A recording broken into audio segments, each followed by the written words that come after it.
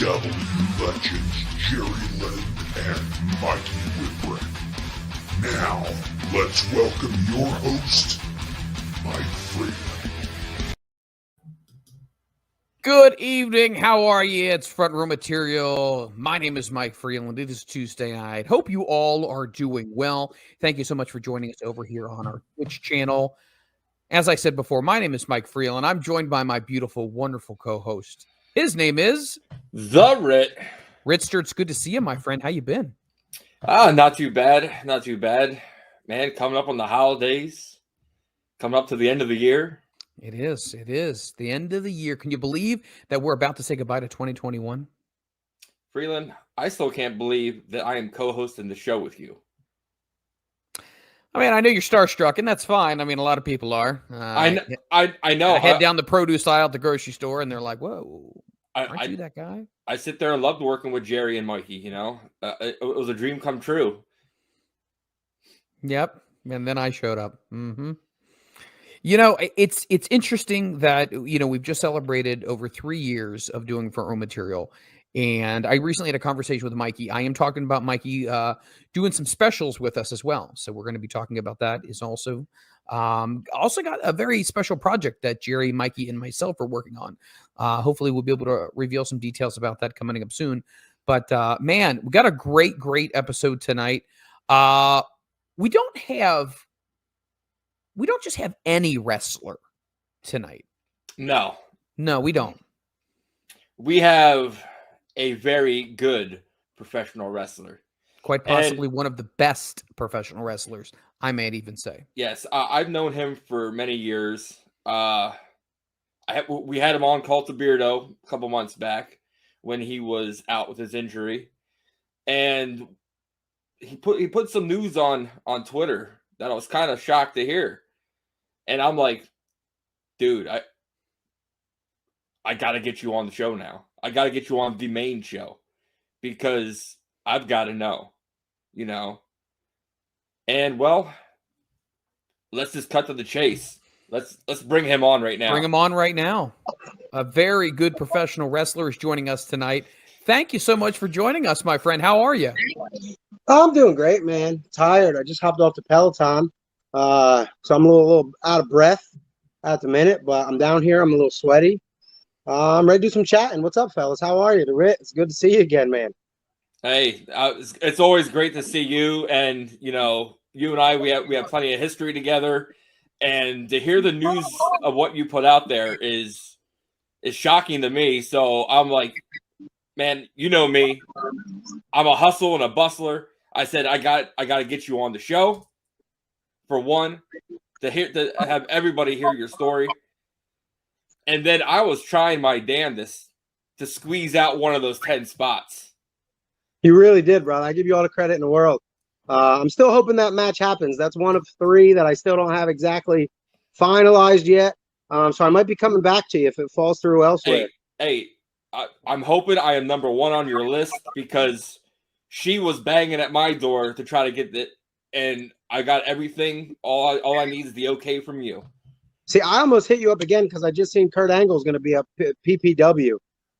And Kurt Angle's my favorite wrestler ever. And, you know, all the years I've been in wrestling, he's a guy I just haven't come across and haven't got to meet. I go back to so before I even signed up for training school, I took a year because I was always an athletic kid. But from about 17 to 20, right, I got out of shape for the first time in my life. It was all, you know, beer and chasing girls and college life kind of stuff. And when I decided at 20 to be a pro wrestler, I took a year just to get back in shape before I would put the down payment on wrestling school. I had to kind of prove to myself I was going to take it serious. And I'll never forget I had this crappy little weight bench with some dumbbells. It was kind of the beginning of my fitness life. And above my weight bench, I had a poster of Kurt Angle there. And that was one of my first motivators where it was if I was sitting in bed watching TV, playing a little Halo or something, and I didn't feel like working out, I'd look at that poster and that would, you know, get me up off my butt and get me working out. So I saw Angles on that show. I started eating my heart out real quick. I was like, oh man, I'm gonna hit you up real quick. All right, put me on. I don't care who I wrestle. I just want to hang out with Kurt Angle. Oh, hey, do I have to get you the poster? I still got it. I still got my original one. Oh, hey, just keep looking at it and be like, man, he's only a text message away. I'm thinking about it. I ain't saying no right now, so maybe we might be chatting after this. I can't wait. Might have to sneak in match 11 and just say screw it. There's so many things that I definitely want to talk to you about here because, you know, the big announcement has been made. Obviously, you've decided that you're going to start winding things down here with your professional wrestling career. Let me ask you this before we kind of go down the road that led us up to this point in juncture. Are you sure about this? I mean, we've seen a lot of wrestlers say this is going to be it, but then they get the itch again. It's the old Brett Favre aspect of it. Do you think that in a year, 6 months, a little bit longer than that, you might not get the itch again? See, that's one thing I'm not sure yet is how I handle when it's gone, right? Like it's one thing to say it's gone. And I've been preparing for this for years. It was probably about 3 years ago, probably maybe even longer. I sent Quack an email that said about, I said, hey, you got 3 years to kind of write me out. And one thing I always enjoyed about working for Mike was everything was long-term storytelling. So it wasn't like if I said, hey, Mike, next month I'm gone, he'd had an issue with that because everything kind of happens over time. And that's what I loved about being there. So I gave him plenty of time. And kind of right before Chikara got shut down, we had started the sort of Damocles story, which was going to be my out, right? I had the belt. I had Sidney Bacabella with me. And every single match was basically a retirement match as far as like wrestling at Chikara. Everybody I beat would never be able to wrestle there again. And then when I finally lost, the same would have went for me.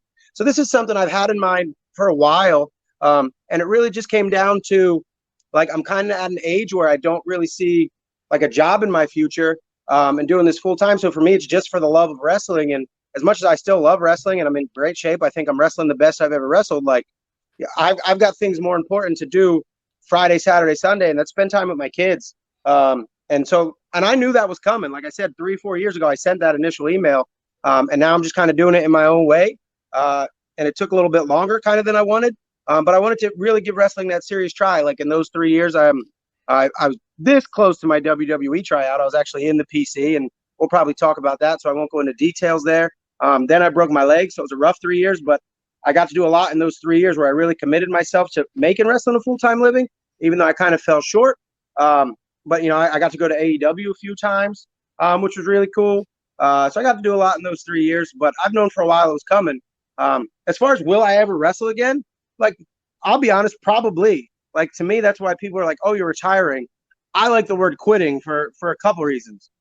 One, like, if you retire, that means you've made enough money to, like, live out the rest of your life on what you've made. And I definitely didn't do that, right? So to me, it's quitting. It's giving up on the dream of making wrestling a full-time life. And that's okay, because for me, I've got a great life outside of wrestling. So, yeah, it's going to suck. I don't want to sit here and say it's okay. And I'm not sure how I'll handle it when it's gone. But, yeah, I probably will wrestle again. But to me, the quitting is, like, stop being an everyday guy and taking every booking and being out there every single weekend and, like, actually chasing after that dream. Like, in a year from now, somebody's like, hey, come wrestle my show. Like, if I feel like it and I got nothing to do or whatever, I've got the itch, like, yeah, maybe I'll go have a one-off here or there. I'm not going to sit here and say I won't. But it's, to me, quitting is it's like I said, it's no more chasing the dream, man. It's just maybe occasionally wrestle for fun, and that's about it. No more, 5-6 days a week at the gym. No more 4 or 5 cardio sessions outside the gym. No more trips to Philly for training. Like, the full-time commitment is when I say I quit, that's what's gone. Man, what are your matches coming up on your quitting tour? The only ones that have been announced yet are I've got so the next one's really interesting. It's me and Big Dan versus my niece Shay McCoy and my son Boomer Hatfield in a mask versus remask kind of match. So if I win, I get to take Boomer's mask off, and we're 50-50, right? He's the guy who took mine. If he wins again, then I have to put my mask back on and wrestle out the rest of the 10 matches, so the following 8, as Dasher Hatfield with my mask back on. And just the storyline, that could go either way. And that's what I love about that. And he's already beaten me, but in my mind right now, I like these next few matches, I honestly don't see me losing. Like I said, I'm in the best shape of my career and 16 years of wrestling, and I'm at my best right now. Like that's very, very, very, very good. So I'm going to be wrestling at my highest level all the way up to that last match. And I wouldn't say I'm going out on top, but for me, I'm going out as the best I ever have been. Wow. So many things. We're going to go down the road that was, and kind of start off in the beginning. What was the beginnings of all of this? I mean, obviously, I know you said before you put money down on, wrestling school that you were going to go ahead and spend some time just getting in shape and training. I guess my first question would be, do you feel like that is a priority now to a lot of people who you see coming into training, that they are in the conditioning that they need to be in? Or do you feel like a lot of people should have said, you know what, I am going to take your philosophy. I'm going to take the next 12 months and I'm going to make sure that when I come in here, I'm really, really ready to go. For me, that's something I had to do. Like, I don't, look down on people who show up to wrestling training out of shape, because like, hey, good for them. Like for me, maybe I just didn't even have the balls to walk in out of shape, right? Like I wanted to walk in and I wanted my trainers to know, hey, this guy's going to be a serious contender right out of the gate. Where I get annoyed is where I'll see a guy 6 months later or a year later or 2 years later, and they've gotten, either they've stayed the same or they've gotten in worse shape. And to me, that's just like you don't care. Like you just want to show up on Fridays and Saturdays and Sundays and play pro wrestler. Like pro wrestler to me was a 7-day-a-week job. And that's the way I treated it. And I give a lot of respect. And I'm not saying you have to come walking in looking like Batista by any means, but I give a lot of respect to those people that when I see you 3, 4, 5, 6 months later, you've improved in one way or another. And maybe it's not your physique. Maybe it's all of a sudden you're way more comfortable talking in front of people, or your ring work got way better. Like I just love people who take this seriously all of the time and are constantly improving. Especially when we're back at the Wrestle Factory days, or now I've kind of got my own little training spot. Like those people I see putting in the work are the people whose names I throw out there all the time when talking to promoters or other guys who I know have a little pull. Like I'll always throw those names out just because I see people busting their tail and I respect that. And if I can give them a little bit of a leg up, like I'm happy to do it. My least favorite thing is I'll see guys and they'll even come up and be like, hey, can you watch my match? And it's like, and then I'll watch it or whatever. And then like when I see they've either not improved or gotten worse, and it's like, you care enough to have me watch your match, but at the same time, like once you leave here, you're not going to do anything to improve until you show up at another show. And to me, that's just like, I don't know. It's play wrestler, and play wrestler is something I never wanted to be. So when it came to deciding, you were going to do this, you decided, I didn't want to show up and not look my best. It was a pride thing. You said, maybe I didn't have the balls to show up not in shape, but I really chalked it up. You took a lot of pride in it, and you wanted to go at this 100%. You wanted to show people that you were a player, and you did this. So not to get into specific numbers here, unless you want to, what was wrestling school price-wise when you originally started? What was the financial commitment that you had to make? Because we've heard stories and the numbers can truly vary. So I started wrestling originally at a school called Pro Excitement Wrestling, which was based in the back of Carson's Pro Wrestling store in Allentown. It was 1313 Linden Street, if you guys have ever been in-house there. It's not there anymore. But it's actually the home of where the original Chikara Wrestle Factory started before it moved to the ECW arena. But when I started wrestling on the indies, I knew nothing about the indies. So I really just kind of Googled the closest wrestling school to me. And it was WXW and PXW were the two in Allentown, which is about 20, 25 minutes from me. And I would get like WCW or WXW on my local like channel. And I remember just like kind of not being impressed. So kind of being like, I don't want to go to that school. So I default chose the other one. And I landed in a great spot. Like the guys who run training there, their names are Martial Law and Lovebug. They're an East Coast tag team for a long time, from the late 90s into the 2000s. But just two of the most stand-up guys I could have came across. Did they teach me everything I know now about wrestling? Absolutely not. Like I sought out, other trainers. Even while I was with them, they were super cool about that. But they taught me how to carry myself. They taught me how to keep my ears open and my mouth closed. They taught me how to work hard. They taught me how to set goals. They taught me how to bump. They taught me how to just carry myself with pride, like you said. And they're the guys who brought Clack in. for like a seminar. And then once I met Quack, I was like, okay, like that's what I need to know. Like that dude, whether you like him or not as a person, is an absolute genius when it comes to being a professional wrestler training and what he knows in and out of the ring. So like at that point, I started training both places. But PXW originally for me was $2,500. And at that point, that is by far the most amount of money, like, a poor kid like me growing up ever spent on anything. So I remember I was waiting tables to pay it off. Part of like the getting in shape for a year was like I saved up the $500 as a down payment. And then I also have a thing where I don't like owing money. So like I remember almost every couple of weeks bringing them to just like, $200, $300. Like I paid it off pretty quickly, faster than I had to, just because I don't like owing people money. But yeah, that was $2,500, and like I said, that's more than probably the most I ever spent before that was like $400 or $500 on like a vacation with my buddies or something. So it was, for me, it was a big financial commitment. But yeah, that's where I got my start. Those guys were great to me, and then I very quickly kind of transitioned down to the Chikara Wrestle Factory, which at the time was the Chikara CZW Wrestle Factory. A lot of times we hear that people running training camps will try to weed people out. Who really wants to be here versus who doesn't. And do you remember any instances where they would intentionally try to blow you up and then throw you in the ring and then kind of stretch you? Or was your experience a little bit different than that? I definitely had training where it was like, okay, they're trying to run us to see if we fall, if we've got a little heart. And I'm cool with that. Like, I don't consider that hazing, or I don't consider that anything else, because like there's going to be times where you're going to have to go if you want this, right? If you want to be more than just a 10-minute opener match guy, if you want to be a main event guy, like you've got to have 25, 30 minutes of wind in you, right? It's just, that's what the job requires. So like, yeah, I never took that as a negative.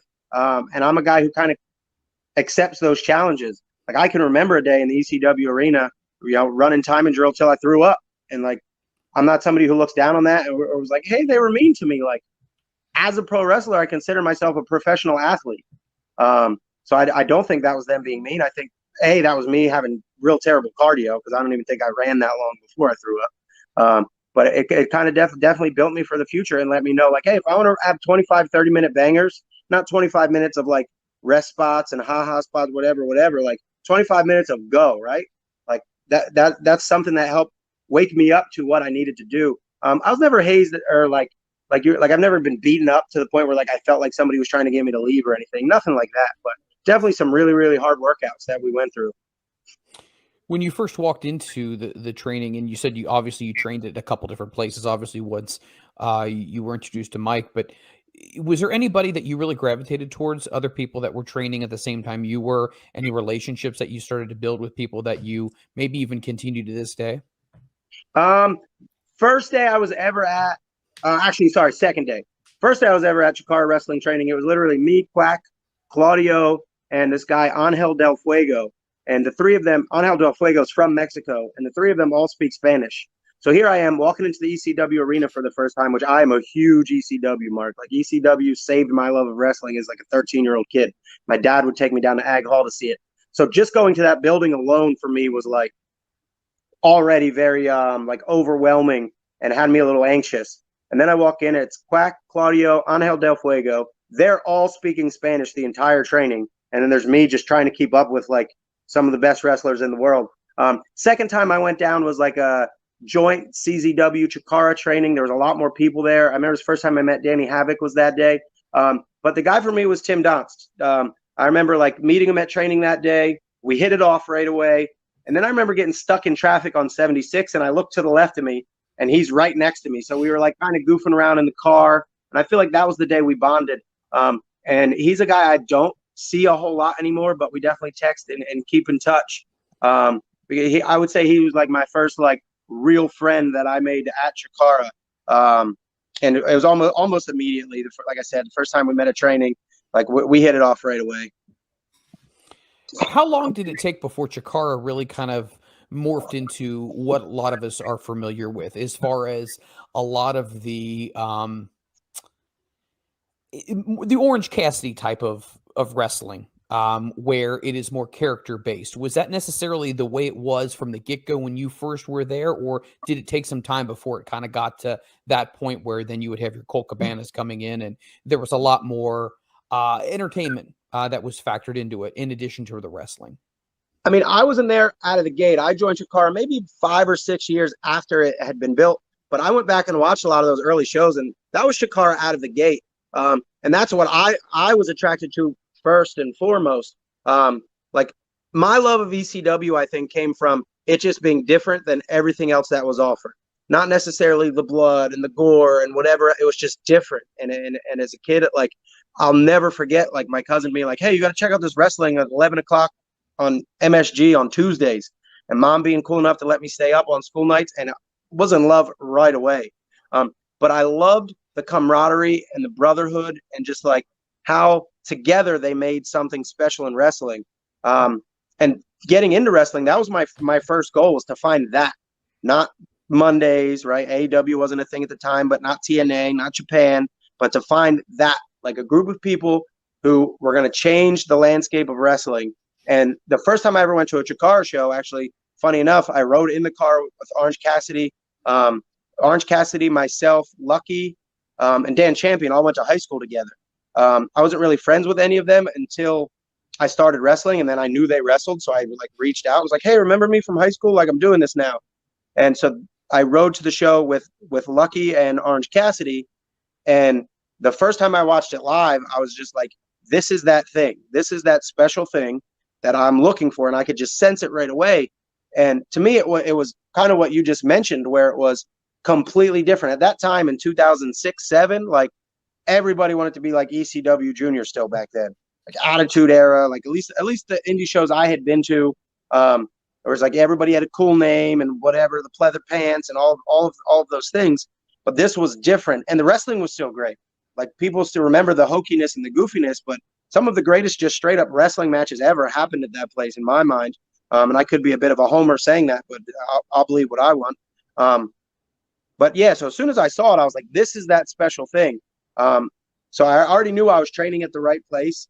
And at that point, I'd have jumped through just about any hoop or donned any silly costume they asked me to, just to be a part of what I sensed was going to build up to something really special and magical.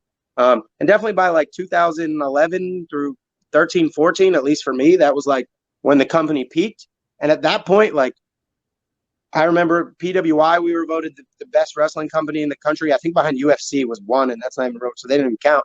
But like we were competing, we were outdrawing. I remember we ran a trios in Easton, and TNA ran at the casino 15 minutes down the road, and we outdrew them. Like we don't have TV, we don't have millions of dollars behind us. Like those kinds of things, and just interactions I had with fans, where that's how I felt as an ECW fan, where people were like came up and told us what we meant to them, or how far they drove, or like how long they've been looking forward to this, or how nervous. Like I had people come up and tell me they were nervous to meet me, and I'm just like, or nervous to come up and say hi, and I'm just like dumbfounded that we had that kind of impact on wrestling. And we're just sort of like, in my mind, a ragtag group of guys from Pennsylvania. But yeah, I mean, to answer your question, I know I kind of went on a tangent, but yeah, I think Chikara was always gimmicks and goofiness, but underneath all of that was fantastic wrestling. I think there's a really good, not to cut you off here, Ritt, but I think there's a really good documentary about Chikara. I'm trying to think, I don't know if it's on Amazon Prime but it's really, really, you probably know what I'm referring to here, but if somebody can Google that when they're listening to this, and check that out, because it is excellent. It is so well done. And I watched it several months ago, and I wish I would have written it down, where or what platform it's on. But if you have not been exposed to what Chikara was, and it was such a polarizing promotion where people absolutely loved it, you need to go back and you need to check that out. And there's matches on YouTube as well, but definitely you need to experience what Chikara was, because it meant so much to so many people. Yeah. Now, going about these goofy characters, goofy gimmicks, how did Quackenbush come up with your original gimmick? I think it was, so if we go back, the first one I had was Create a Wrestler. So I think it's an idea he had, and it was just a matter of the right guy coming along. And as much as like some of the gimmicks that came from that weren't my favorite things in the world, like I understood what paying my dues was about. I understood my wrestling ability compared to some of those guys on the show wasn't even close. So I was willing to do whatever to get a spot and just be in those locker rooms and around those amazing wrestlers. But yeah, I was at training, and I've been showing up to training regularly. And I think he saw like that I improve all the time. Like I'm working outside of wrestling. I'm going down to Philly. I'm still going to behind Carson's, ring in the back of Carson's Pro Wrestling World. So I'm training 2-3 nights a week. So in that gimmick, create a wrestler, right? Like think of how those video games work. You start the career mode. You create your guy. At first, his moves aren't very good. His stamina's not very good. His power's not very good. And I think Quack saw that at that point I wasn't the best, and to fit that gimmick I shouldn't have been, but he saw that I was going to get better. So in order to tell that story properly, I feel like I was the right guy for the job. Or maybe I'm looking too much into it and patting myself on the back. That could be very true too. But like I kind of took that as like my job was to make sure my power went up and my speed went up, and my technical ability went up, and to improve, to make that gimmick come to life so that the matches got better. The skill that people saw in the ring got better, just like kind of what happens in the video game. As you put the work in, your guy gets better. You just kind of touched upon something I thought was really, really important. A lot of young wrestlers, and we've heard this before, if they want to make a good impression on a promoter and they want to potentially get booked for a future show and they're still training, or they might have recently just got done with training, help set up the ring, volunteer, do the chairs, do the tickets, do whatever it can, because it's those effort that you show that definitely leave an impression. And as you get better, obviously you've already kind of built something with someone. Do you feel like you see that just as much today as you saw when you were coming up, that people were willing to do some of the grunt labor things as far as, volunteering to be part of the ring crew, or just passing out flyers or setting up chairs? Yeah, I definitely still see that today. And I think he's beyond that now, but Steve Manders is a guy who pops in mind, where that guy was driving from Iowa to Beyond shows in Massachusetts to set up rings. Like driving from Iowa to Massachusetts by himself to set up rings, driving from Iowa to Tennessee to do it for sup grabs, right? Just hitting the road and showing face. And like it works. Like, yeah, I mean, is it fun to drive probably 15 hours by yourself each way? Like probably miserable. But look at that guy now, right? He's working GCW, he's working Beyond, he's working AIW, he's working all over the place. He's making a name for himself. And he put that work in. So he's the first guy who pops into my mind to do that. Quick story for those young people out there working. So when I started at PXW, we had a wrestler who was a little older. He's maybe like 40, and he had just started wrestling like 2 or 3 years before that. So he started in his late 30s, and his name was Sebastian McCool. And Sebastian McCool's shoot job was he was an IT guy at a high school. The particular high school he went to happened to be where a 16-year-old Adam Cole went to high school.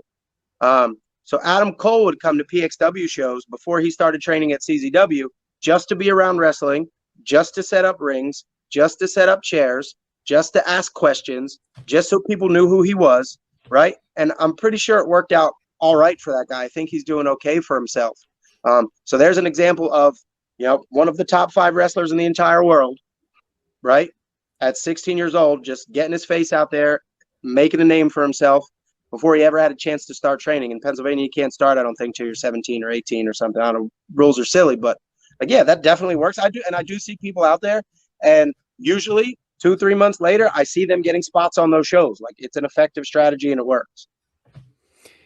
Speaking of some of the names you had mentioned before, I mean, obviously Orange and then Adam Cole.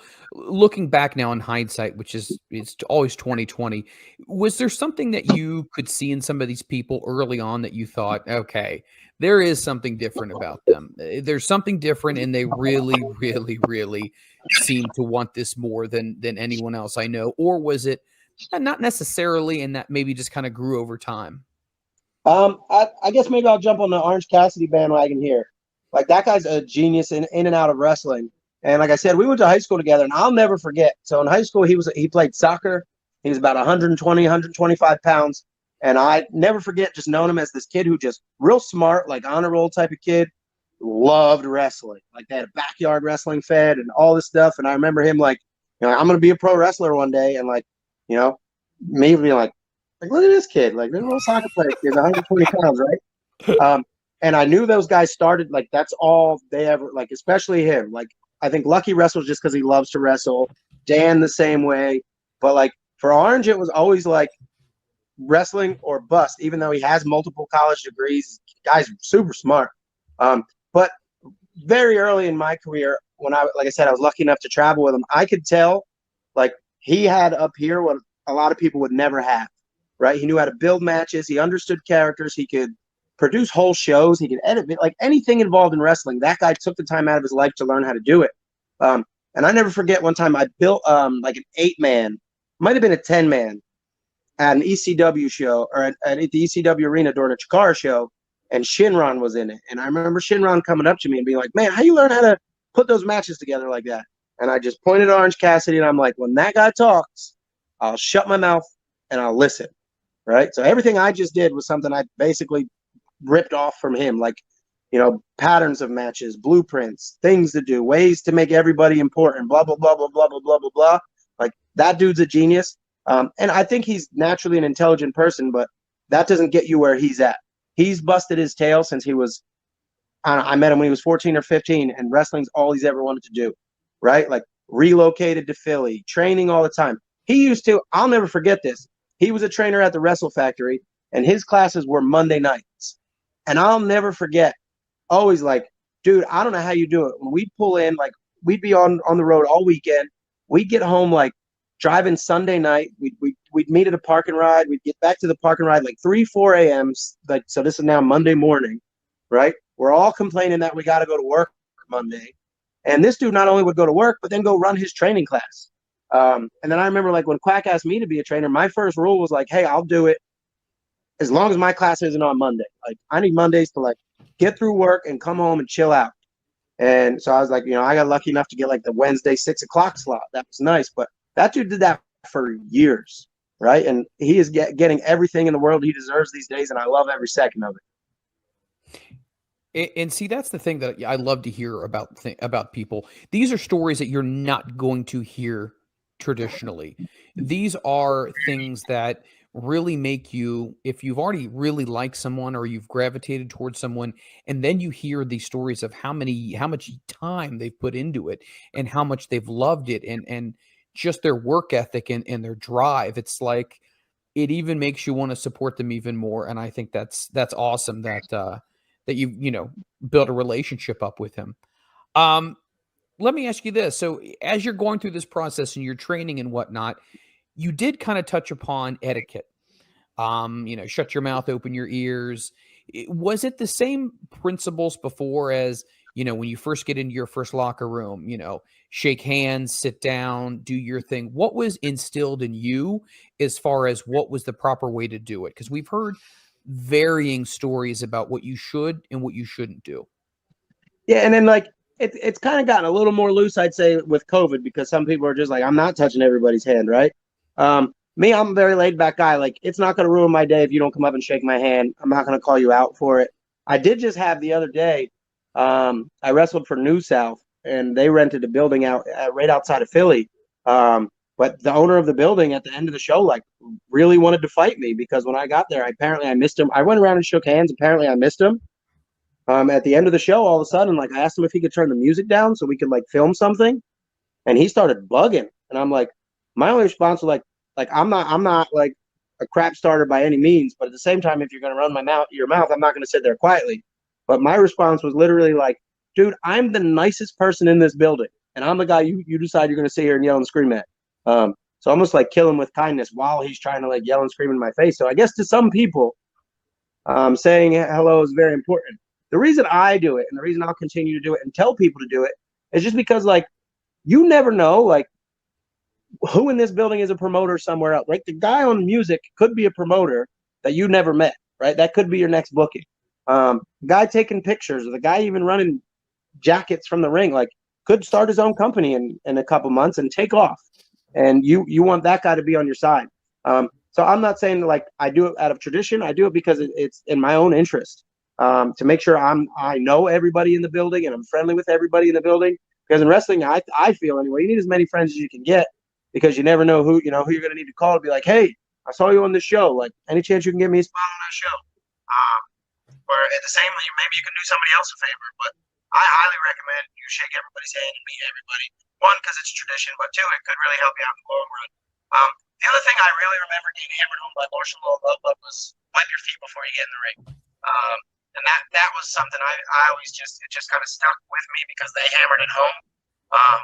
And like I don't really know how much dirt you get off the bottom of your shoes, but if I don't have to roll around in dirt, like I prefer not to roll around in dirt.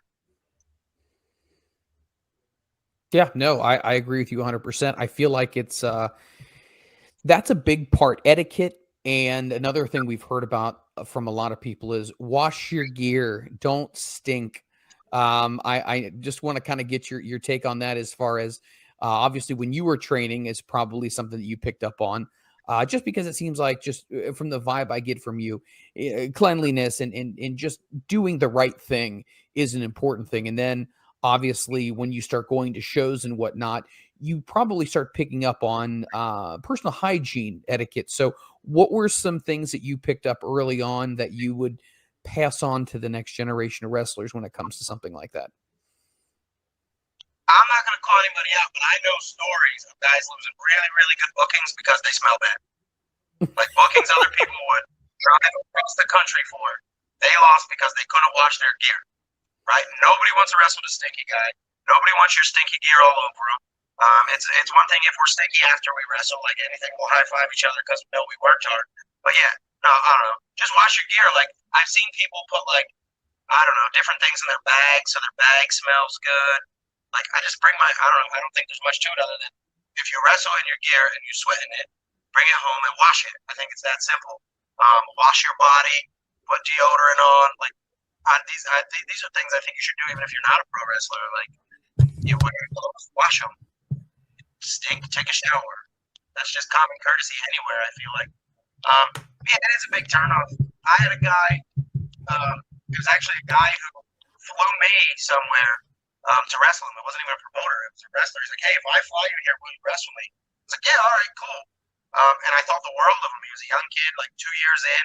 I thought it was the coolest thing ever. I never had that happen before. And like, we get there, we start rolling around, and his gear stunk. And immediately I thought the opposite. I was just like, you flew me here, and then the first thing you want to do is make a bad impression because your whole everything smells like rotten foot. Like, no, I don't roll around with you now before the match. No, I didn't. Like, I don't think I'm a terrible person for saying that. I think it's just kind of common courtesy. Did I still get in and roll around with them? Yeah, I did. But did I want to? No, I didn't. I was very much not as excited anymore. Yeah, I don't know. And I think it just, again, it goes back to being a professional wrestler. Like, are people going to take you serious, right, if you stink up the whole locker room? Are people going to want you back? Are guys in that room that you may want to wrestle going to go up to a promoter and ask to wrestle you? Think of it that way. Like, you're in a locker room here, I'm always the promoter. I'd like to wrestle that person, that person, that person, that person, right? So, would those people go to a promoter and say, hey, I'm going to wrestle that guy if they know you smell that? Probably not. We're having a little bit of a technical glitch here. It seems like the audio is kind of cutting in and out on here with you. Okay, let me see. I'm not connected to my Wi-Fi. Would that help? There we go. Maybe I just talk closer. I actually think that your thumb might have been over the microphone a little bit. Oh, maybe. We're good now? Yeah. Yes, absolutely. All right, fellas. So you're training and you're getting all this great knowledge and this great advice as far as etiquette, and you're really starting to put things together.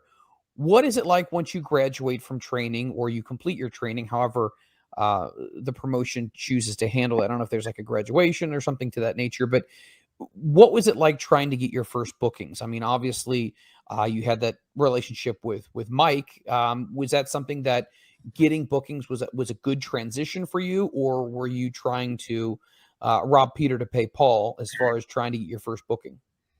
I was very, very lucky at the time. I kind of broke into Chikara where, the company had some buzz. We'll put it that way. The company definitely had a lot of buzz, and a lot of those guys on those shows were big name indie guys. So I definitely throw out Bryce Remsburg's name as a guy who helped me out a lot. Hallowicked's a guy who helped me out a lot, to where those were sought after guys who were traveling all over the place. And then I repaid this favor for guys later on down in my career, where a lot of times when a promoter contacts you, it's like, hey, will you drive to Chicago, right?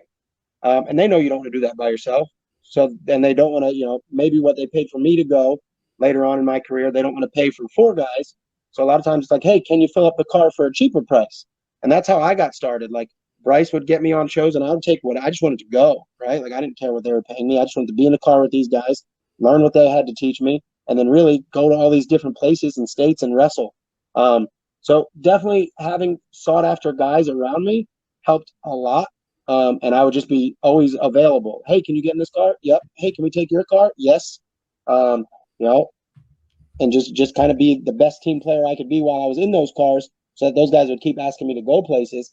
And then I think as other promoters see you traveling around, all of a sudden you're kind of sought after. They're like, wait a minute, that guy was just in Canada, then he was in Texas, then he was here.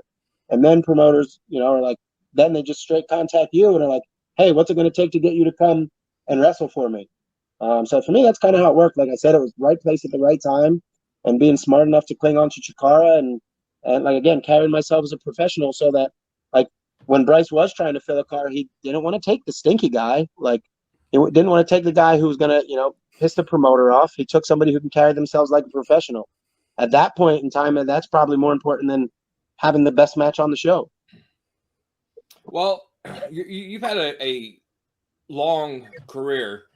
And what were some of your favorite matches or favorite opponents you loved working because you had that chemistry? And on the flip side, do you have any people that you are still on your bucket list that you want to work and are dying to work? So some of my favorite opponents, the first one that always pops in my mind was Brody Lee. Brody Lee was a guy who was a bigger name than me and always treated me like an equal. I was fortunate enough to wrestle him in singles a couple times in Chikara. We had a whole tag team program that we ran, and he was like the first guy who, like, I didn't feel was trying to like carry me or lead me through the dance. He treated me like an equal. And when I would throw out silly ideas, which I do an awful lot, sometimes they work, sometimes they don't. Like he was just like, okay, let's do it. So I really feel he helped me kind of hone in on my storytelling abilities by just allowing me to do what I wanted to do and have fun. So he was a guy I always really enjoyed wrestling. Juan Francisco's a guy I know who just I always had great chemistry in the ring with. I remember like 3 or 4 years ago, a podcast asked me who was the steamboat to my Macho Man, and I threw his name out. We always just had really great chemistry. We probably wrestled 10 times and never had a bad match. They probably weren't all great, but none of them were bad. Still to wrestle, like Ritt, like I've been trying to wrestle Masha for a while now. Kevin Koo's a guy. Him and I have been trying to wrestle each other for a while now. Let's see. I don't know if I'll get this one. I was supposed to get a match with Daniel Garcia that I'm probably never going to get now. That guy's just like, for his age, he's so naturally just good at wrestling. I was on the AEW show when he was going to wrestle CM Punk, and he was walking around like it was a normal day in his life. He was like 22 years old. He'd only been with the company like a month, and now he's about to wrestle CM Punk, and he's just walking around joking. I would have been pacing the floor the entire day till it was time to go out. So he's a guy I'd love to wrestle too if I ever got the chance. The last one to me, and this is a weird one, I've never had a singles match with Jigsaw, and Jigsaw's a guy I've been with and around for years. So Jigsaw's another match that I definitely like to squeeze in before it's all said and done. Yeah, it was kind of funny when you made the announcement, and and I'm scrolling down because you had numerous people commenting about it, and I seen Evil Uno was on there that says any promoter book me, I'll take a discount. So that just shows, how well respected you are in the business. Yeah, that's my buddy, man. He helped me out a lot too. I should mention his name. Evil Uno's another one of those guys, got a great mind for the business. I remember being a young buck coming up, and we were a tag team a little bit here or there, or trios, me, him, and Stu, in the early days of my Chikara career. And he would help me out so much. Like, hey, here's an idea, here's an idea, here's an idea. So much of what I did probably is like Ultimo Breakfast may have been his ideas. But he's a guy who helped me out a whole lot. And as much as we've wrestled as a team, we've never wrestled each other, so I'd love to squeeze that one in too.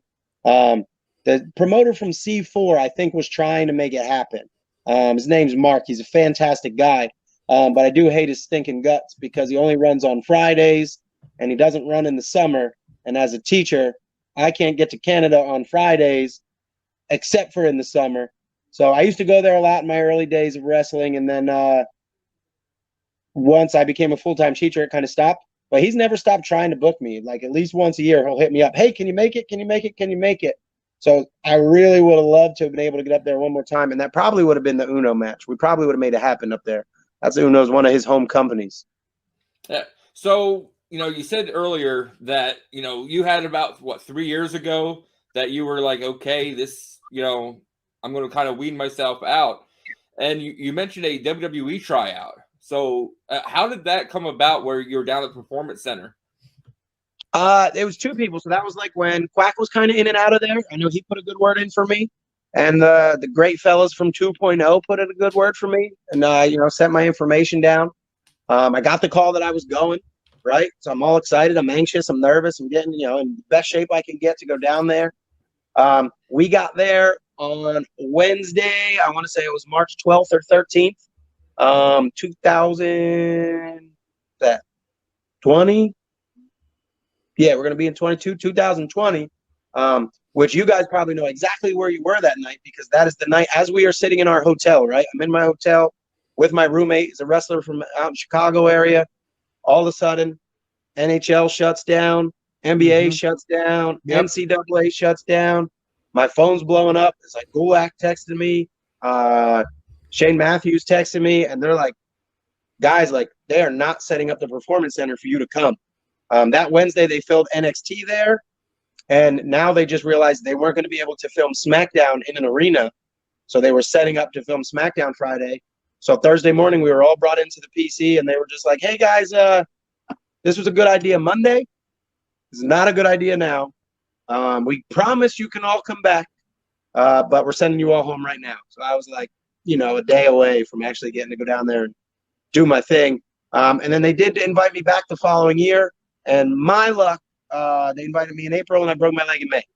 So that was like I always say, I'm not a big religious guy, but maybe that is Jesus's way of telling me, hey, bud, like you've got a great wife, 2 great kids, and a great job. Like, stay home. That's where you belong. So I guess for me, that really was the sign. It's like, hey, that's not for me, which I kind of already knew. I just wanted to go do the tryout. I really just wanted to do it. I wanted somebody to tell me, hey, we think you're very good. We just think you're a little old. Go home. I would have been perfectly cool with that. I really just wanted to do it. I knew at my age, I went down there. I just turned 37, so highly doubtful they were going to give me a job. But just to go down there and train in front of those guys or try out in front of those guys would have been really cool to do. And it's a shame because you're probably more athletic than most of them down there. You're probably in better shape than most of them down there also. Like, I'll definitely tell you this. Like, I was really nervous and anxious, obviously, for like a month and a half, as I knew before, to get down there. And then when I got down there were about 50 of us, and like 25 were wrestlers, some indie guys I knew, Steve Manders being one of them. And the other 25 were just athletes of one walk of life or another, college athletes, Olympic athletes I met, and just different kind of personalities. But immediately, like once I saw everybody and was kind of mingling a little bit, I felt at home. I was like, all right, like I can do this. Like any nerves I had kind of went away, and I was like, I'm going to show out. Like, again, I'm pretty sure my age would have stood in the way, but I knew I was going to go down there and impress. Just because, like at that point, I kind of told myself, like, you've been busting your butt for 15 years to make this happen. Like, if you're not good enough now, you're just not good enough. So I knew I was going to go down there, and all my hard work was going to shine through in one way or another. You had mentioned before that you thought that maybe it was a sign or whatnot, but being an educator, I am an educator as well. I am middle school, and woo, my friend, it's a different world. I got 5th graders, so I got them right before they hit you. There you go, right before they move up to me. It's a different world, educating, isn't it? It's society has changed, I think, in a lot of ways, and it's definitely not the days that you and I went to school. Would you agree? Yeah, it's a whole lot different. Technology is different. Like, I happen to even teach in the town I grew up in. And even like the diversity in my town, like when I grew up in the town, it was a majority white town, and it is the exact opposite now. So like even the clientele are very different. I mean, either way, my kids are still great. Like I got some of the coolest kids come in my class. I usually do get some of the kids who are a little bit more of a handful, and I'll always go out of my way to find something I like about every kid. But there are some kids you absolutely fall in love with, like You do. their personalities. And I could see why some teachers might not have the patience for them, but like some of those kids, you just need to embrace some of these kids and just let them be themselves, and they'll work for you, man. And you'll remember them forever. Like my mom still lives in town and right in the busy street, and I'll go to see my mom, and immediately there's 4 or 5 kids running up to say hello or hi or whatever. And it's always exciting to see old students, right? Like my 5th graders, when I see them 3 years later, they're all taller than me and have little mustaches. So they go from like little boys to grown men, but they're still pumped to see me. And I'm at that point now in my career where I've been getting like emails from old students checking in, and that's awesome. Like somebody just saying, hey, you said this to me one time, thank you, or whatever. So like, again, that's what I said, like leaving wrestling for me, I think is easier than for a lot of people, just because I have a job I already love. Like I'm perfectly content retiring one day as a 5th grade teacher. So it's not like I'm leaving and trying to figure out what's next. The only thing I've got to figure out is like what to do with my like downtime I'm going to have. And I'm not used to that. One thing I will say before I throw it to the Ritt for the big question. I don't know if you've been tipped off since you guys are buddies, but he's got a big question. But I see a Don Mattingly sign on the wall. This one. We got a little, is that Don Mattingly? A little Yankee action right there? Yeah, a little Don Mattingly. When I was Dasher Hatfield, I always hid that I love the Yankees. Like if I took you of a tour of my little man cave right here, actually go watch my Life of. I don't know if the tour made it into the Life of. It might have got cut out. It might be in the bonus scenes. Yeah, I've got a heck of a collection, man, going on in here. I got 2 baseballs over there Derek Jeter hit during batting practice that he autographed for me. I got an A-Rod over there. I'm a big Bernie Williams guy. I think there's 3 Bernie Williams in here. I got a whole collection of bats. I got a lot of Mattingly around here, some Niner stuff. Well, I got sports all over the place. I think we realize that the Yankees are America's team. I mean, let's be honest. When it comes to baseball, nothing is more Americana than apple pie and the New York Yankees, the pinstripes, my friend. Am I right or am I wrong? I mean, as a Yankee fan, you're right. But I always hate being a Yankee fan as Dasher Hatfield, because you either love the Yankees or you hate the Yankees. And I wasn't trying to, lose out on some T-shirt sales because somebody finds out I was a Yankee fan and they took it to heart. Now, can you please tell Freland who you told everybody was your favorite team when you were Dasher? The Marlins. Everybody loved the underdogs. The that was it. Marlins, wow. I fell in love with the Marlins when they beat my team in the World Series, but that was the second time they did that in like a 4 or 5 year span, where they had this ragtag bunch of guys. They come in, and to do it against the Yankees is like, you can't even be mad. Like there's this ragtag. The team was imploded like 3 years before. They scratched their way into the wild card. They make it all the way to the World Series, and then they beat the evil empire that is the Yankees. Like all the respect in the world, man. Like even I was like 12, and I'm just like, I ain't even mad. Like, good for Greg Counsell. My gosh, it's crazy. I feel like there's so much more meat on the bone, and we're definitely going to have a part 2 as well. You are a very good storyteller as well. So, I mean, we're going to have to bring you back and tell more stories, because I feel like there's so many things that we haven't got a chance to touch upon. But is there any chance we can twist your arm and bring you back again? Yeah, you have to check in. I think once the 10th one's over, right? Because that's all new territory to me. Podcasts and wrestling, this is all stuff I'm very familiar with. But like, I still have no idea what that feeling's going to be like, when the boots come off and I leave them lay and I take off. Like just, I don't know if I'm going to be sad. I don't know if I'm going to be relieved. I don't know if I'm going to be excited. Like, I have no idea. So time will tell. So maybe we chat after that. Are you going to document the journey? I actually am. I don't know if I'm allowed to say that or not. It's supposed to be a surprise, but the Life of people gave me the GoPro back. And it has already started. I had my first of my 10 matches last weekend or 2 weekends ago. And the GoPro's in hand. Love it. Love it. So excited. Now it's a part of the show that we turn it over to your good friend, the Ritt. He's going to ask you the question. It's not the ACT. It's not the SAT. But it's something similar to that. Ritt, The floor is yours. First off, 2 questions. First one is, because I've always wanted to know this. In a beer chugging contest, who wins? You or Dan Champion? Oh, Dan Champion. We've done it. I've been on a show.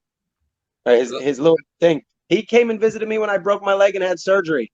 He came over. I had my little scooter. I had my beer in my basket on my little scooter.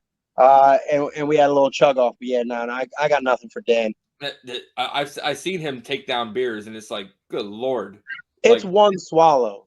Yes. It's one swallow. And I'm like, how? Yeah. But here comes the SAT question. Oh, jeez. Hot tub time machine. You can go back in the time to any match in pro wrestling history. Taking somebody out, and we're putting the best into that match.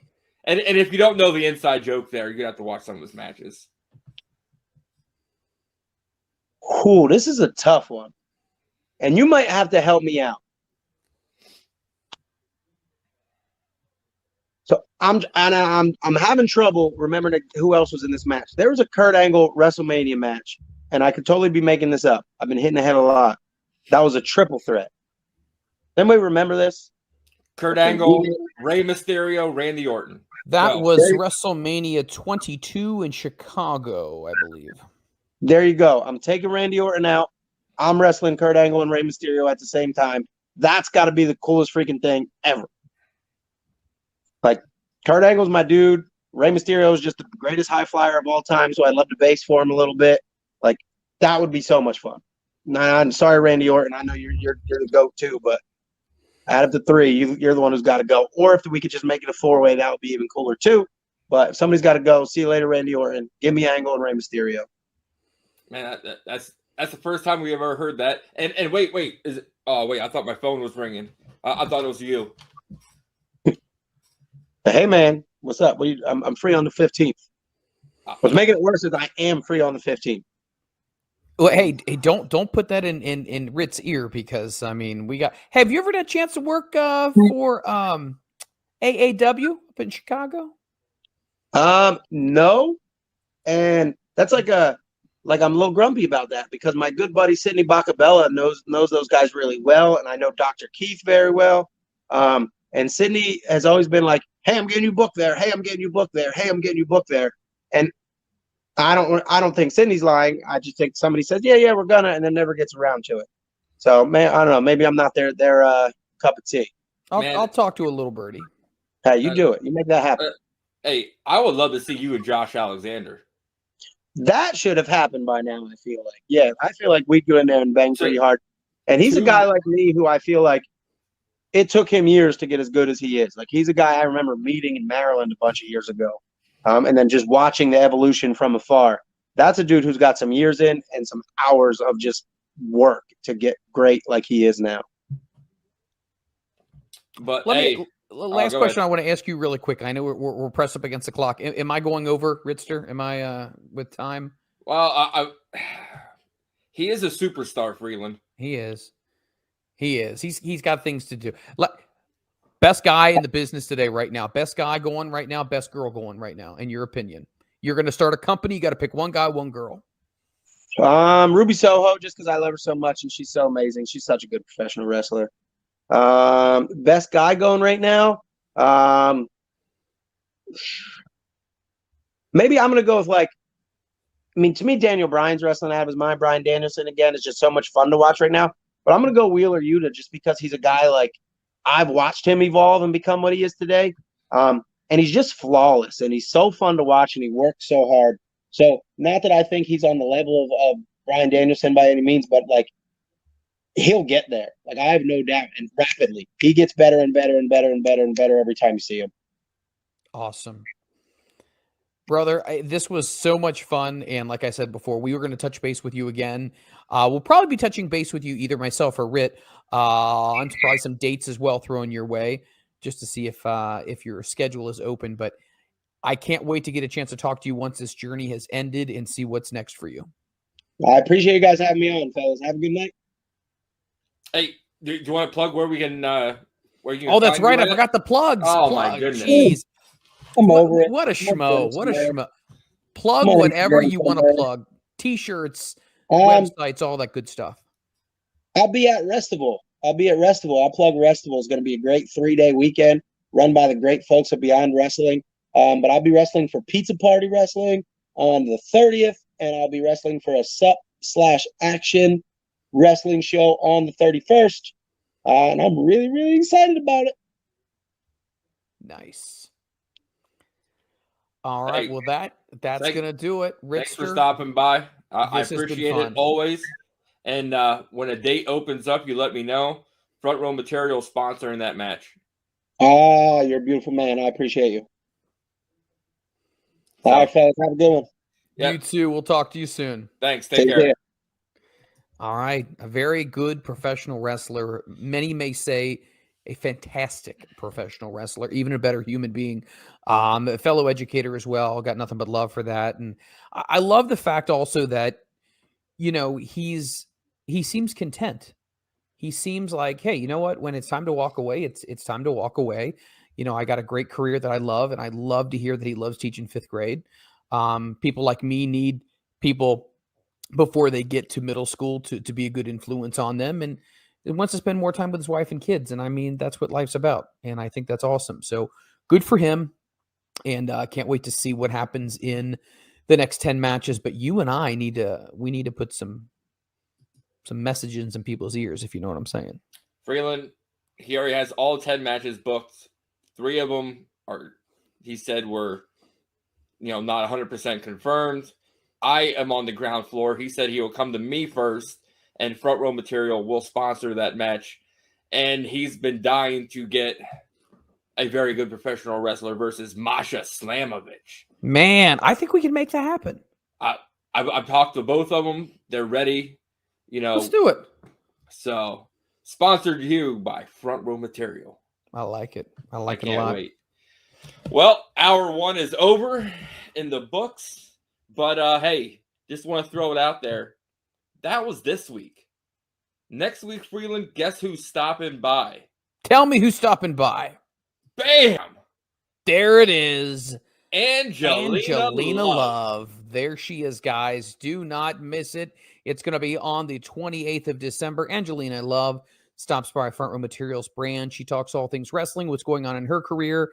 If you have questions, whatnot, you're going to be able to jump into the chat, and we'd be more than happy to pass those questions along as well. But we'll be chatting with her. So the ship keeps going, my friend. The wheels keep on turning. We are getting so many good guests. We're getting traction. And honestly, it's all because of the listeners. If it weren't for you guys, it would just be Ritt and I talking to ourselves. Exactly. And, no one wants to listen to that. No. But hey, if you don't want to just listen to us, how about you wear some of the merch? Wear some of the merch. Bam! Oh, I want you to read that to everybody. Guys, head on over to brainbustertees.com/other/front-row-material/ Hey, we've got all the merch up there from every show on the brand. We've got your 6 Degrees of Written Renegade. That's a damn good show, by the way. We've got your Front Row Material stamp shirt. We've got your Front Row Material Ritt and Freland shirt. We've got your Call to Beardo. This goes out to you, Bug. And we've got your Future Stars Now. We've got everything on there. We've got T-shirts. We've got kids' T-shirts. So Mikey Starks, you can get a shirt. We've got beanies. We've got stamps. We've got hoodies. We got zip-ups. We've got it all. Head on over to brainbustertees.com. It never stops you in the Mikey comments, does it? I don't know what you're talking about. Mikey Starks is a good human being. Gosh, you're a cruel person. You realize that? All right, guys, don't go anywhere. Coming up in the next hour, we have something very special we're going to be doing. Something I would like to say special on my end, but maybe not. We'll go into all of that and let you know what a great cause that we're going to be supporting. So please make sure you have your wallets ready and make sure you're ready to watch something that I'm going to be doing, which I may be regretting. This may be on par with the garlic powder. It may not be. But you know what? We'll get into all of that. There's no way this is going to compare to the garlic powder. It may not. But you know what? At the end of the day, it is completely worth it. We'll go into all of that when we come back. Don't go anywhere. It's Tuesday night, and this is Front Row Material.